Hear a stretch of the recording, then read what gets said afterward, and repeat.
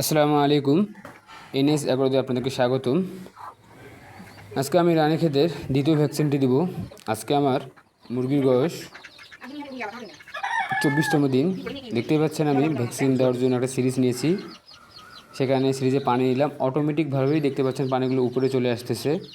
যদি ভ্যাকসিনটা ভালো হয় তাহলে এইভাবে অটোমেটিকভাবেই সে টানে নেবে উপরের দিকে। আপনি পানিটা ঢোকানোর পর একটু ভ্যাকসিনটাকে ঝাঁকায় নেবেন যাতে ভালোভাবে মিশ্রণ হয়। মিশ্রণ হওয়ার পরে আপনারা সিরিজ দিয়ে আবার সম্পূর্ণ ভ্যাকসিনটাকে মিশ্রণটাকে বের করে নেবেন। আস্তে আস্তে বের করে নেওয়ার ট্রাই করবেন যদি একটুও না থাকে। এই ডোজটা কিন্তু হচ্ছে আমার 100 মুরগির। আমার বের করে নেওয়া হয়েছে এবং আমি এবার পানির সঙ্গে মিশাই মুরগিগুলোকে খেতে দিলাম।